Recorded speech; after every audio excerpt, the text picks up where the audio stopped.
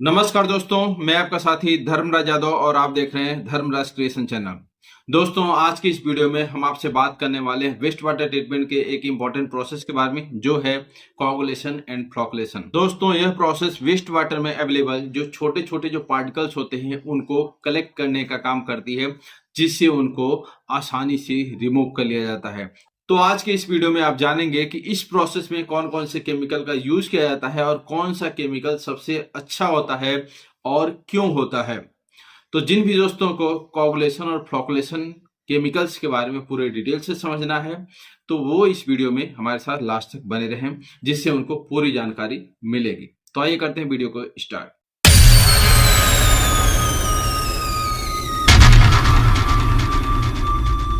तो आइए सबसे पहले ये समझते हैं कि कोगुलेशन और फ्लोकुलेशन क्या है। फिर समझेंगे कि इसमें यूज होने वाले केमिकल कौन कौन से हैं और कौन सा केमिकल सबसे ज्यादा इफेक्टिव होता है और क्यों होता है। तो कोगुलेशन और फ्लोकुलेशन वो प्रोसेस है जो वेस्ट वाटर में अवेलेबल सस्पेंडेड जो पार्टिकल्स होते हैं उनको रिमूव करने का काम करती है। यानी कि इस प्रोसेस के दौरान हम लोग वेस्ट वाटर में अवेलेबल सस्पेंडेड पार्टिकल्स को रिमूव करते हैं। कैसे करते हैं उसको आप समझिए। जब वेस्ट वाटर को हम लोग क्या करते हैं, वो न्यूट्रल फेज में होता है, उसको हम लोग हाई आरपीएम पे रोटेट करते हैं किसी एजिटेटर के माध्यम से।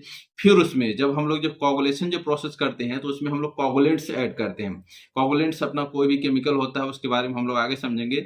तो जैसे ही हम लोग वेस्ट वाटर के अंदर कोगुलेंट्स को ऐड करते हैं तो वो कोगुलेंट्स वेस्ट वाटर में अवेलेबल जो सस्पेंडेड पार्टिकल्स हैं उनके चार्ज को न्यूट्रल करते हैं, और न्यूट्रल होते हुए क्या होते हैं, वो अपने छोटे छोटे फ्लॉक्स बना लेते हैं।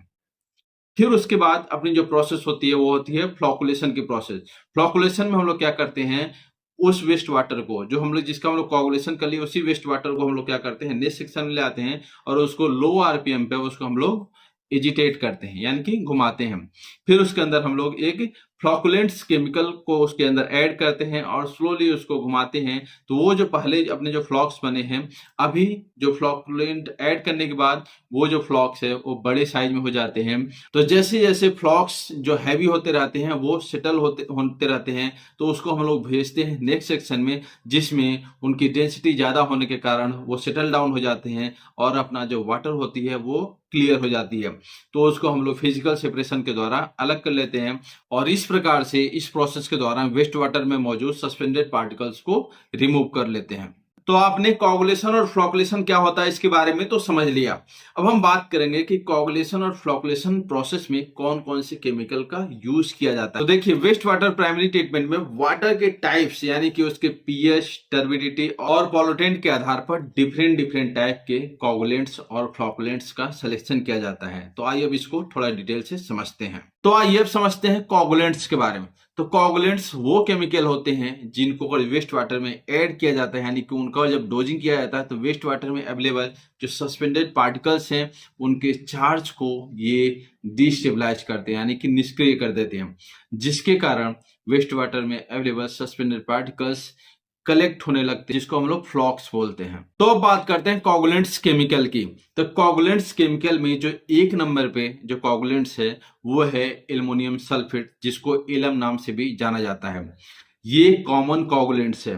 तो एलम का उपयोग वाटर ट्रीटमेंट में बहुत ही ज्यादा किया जाता है, क्योंकि ये वेस्ट वाटर के अंदर से सस्पेंडेड पार्टिकल्स को रिमूव करने में हाईली इफिशिएंट होते हैं। तो अब बात करते हैं कि एलम कैसे काम करता है। तो देखिए, एलम वाटर में एल्युमिनियम आयन को जोड़ता है, जिससे वाटर में अवेलेबल जो सस्पेंडेड पार्टिकल्स हैं वो निगेटिवली चार्ज होते हैं। तो ये एलम्स का जो आयन है उनको न्यूट्रलाइज करता है, और न्यूट्रलाइज होते ही वो जो सस्पेंडेड पार्टिकल्स हैं वो बॉन्ड बनाने लगते हैं, यानी कि छोटे छोटे फ्लॉक्स बनाने लगते हैं।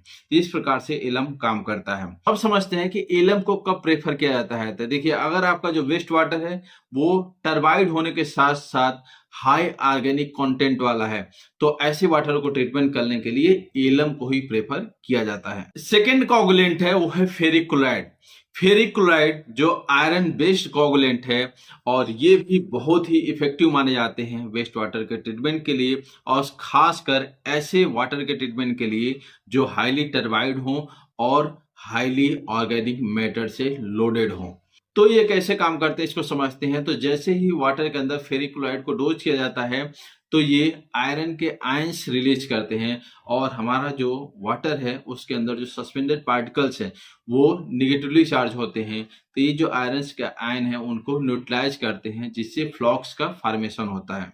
तो अब समझते हैं कि किस प्रकार के वाटर के ट्रीटमेंट के लिए ये अच्छा माना जाता है। तो देखिए, ऐसा वाटर जिसमें टर्बिडिटी हो, हाई ऑर्गेनिक पॉल्यूटेंट हो और उस वाटर के अंदर हैवी मेटल्स हो, तो ऐसे वाटर को ट्रीटमेंट करने के लिए यानी कि ऐसे वाटर के अंदर से सस्पेंडेड इम्प्योरिटी को रिमूव करने के लिए फेरिक क्लोराइड का यूज किया जाता है। तो थर्ड है फेरिक सल्फेट। फेरिक सल्फेट भी फेरिक क्लोराइड की तरह ही काम करता है, लेकिन ये कुछ प्रोसेस के लिए बहुत ही कॉस्ट इफेक्टिव होता है। तो फेरिक सल्फेट ऐसे वाटर के ट्रीटमेंट के लिए ज्यादा इफेक्टिव माना जाता है जिसमें ऑर्गेनिक पॉल्यूटेंट ज्यादा हो या हाईली टर्बाइड हो। इसके साथ साथ जो फेरिक सल्फेट है वो फेरिक क्लोराइड की तुलना में कम कोरोसिव है। फोर्थ है polymeric coagulants. Polymeric coagulants synthetic होते हैं और ये कुछ स्पेसिफिक इंडस्ट्री में ही उपयोग किए जाते हैं। ये जो कोगुलेंट्स है ये नॉर्मल कोगुलेंट्स की तुलना में कॉस्टली होते हैं। तो ऐसे पॉलीमर्स का यूज ऐसे वेस्ट वाटर को ट्रीटमेंट करने के लिए किया जाता है जिसमें हाई ऑर्गेनिक पॉल्यूटेंट हो या कोलाइडल मटेरियल अवेलेबल हो। तो अब बात करते हैं फ्लोकुलेंट्स की। तो फ्लोकुलेंट्स जो है ये कोगुलेंट्स के बाद की प्रोसेस है और इसका यूज करके जो फ्लॉक्स के साइज को बढ़ाया जाता है जिससे वाटर से फ्लॉक्स को सेपरेट करने में मदद मिलती है। तो फ्लोकुलेंट्स भी कई टाइप्स को होते हैं, तो ये एक एक के बारे में अब हम लोग समझ लेते हैं। तो फर्स्ट है जो है इनैनिक पॉलीमर्स। तो इनैनिक पॉलीमर्स जैसा कि इसके नाम से पता चल रहा है कि ये जो पॉलीमर्स है इन पे निगेटिव चार्ज होता है और इसका उपयोग फ्लॉक्स के साइज को बढ़ाने के लिए किया जाता है। ये ऐसे वेस्ट वाटर के ट्रीटमेंट के लिए उपयोग किए जाते हैं जो हाईली टर्बाइड हो और ऐसा वाटर हो जिसके पार्टिकल इजीली सेटल नहीं होते हैं।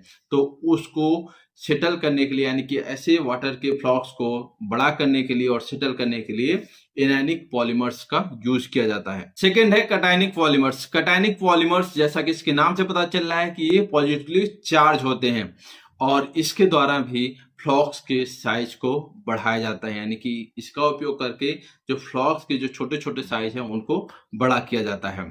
तो ये ऐसे वाटर के लिए उपयोग किए जाते हैं जिस वाटर के अंदर जो ऑर्गेनिक पॉल्यूटेंट है वो बहुत ही ज्यादा हो या जहां पर आपको कॉम्पैक्ट अगर आपको फ्लॉक्स चाहिए तो वहां पर कटायनिक पॉलीमर्स का उपयोग किया जाता है। थर्ड है non ionic polymers. Non ionic polymers जैसा कि इसके नाम से पता चल रहा है कि इसके ऊपर कोई भी चार्ज नहीं होता है, यानी कि न्यूट्रल कंडीशन में होते हैं और इसको किसी स्पेसिफिक कंडीशन में ही यूज किया जाता है। तो ये किसके लिए बेस्ट माना जाता है? अगर जो आपका जो वाटर है वो न्यूट्रल कंडीशन में है तो वहां पर नॉन आयनिक पॉलीमर्स का यूज किया जाता है या किसी स्पेसिफिक कंडीशन में इसको यूज करते हैं। तो अब बात करते हैं कि कौन सा कोगुलेंट्स और फ्लोकुलेंट्स केमिकल सबसे अच्छा होता है और क्यों होता है। तो देखिए, जो कोगुलेंट्स की हम लोग बात करें तो एल्युमिनियम सल्फेट यानी कि एलम सबसे अच्छा होता है और क्यों होता है इसको समझते हैं। तो एलम हाईली इफेक्टिव और इकोनॉमिकल होता है जनरल म्युनिसिपल वेस्ट वाटर को ट्रीटमेंट करने के लिए, क्योंकि यह सस्पेंडेड पार्टिकल्स को न्यूट्रल करके कलेक्ट करते हैं जिससे फ्लॉक्स बनता है और उन्हें आसानी से वाटर से रिमूव कर लिया जाता है। तो अगर आप एलम को यूज करते हो तो इसकी कुछ लिमिटेशंस भी हैं। एलम को प्रॉपर सेफ्टी के साथ आपको हैंडल करना चाहिए क्योंकि एलम के द्वारा आपके इक्विपमेंट पे कोरोजन हो सकता है और इसके द्वारा जनरेट जो स्लज होती है उसको फर्दर ट्रीटमेंट की जरूरत होती है।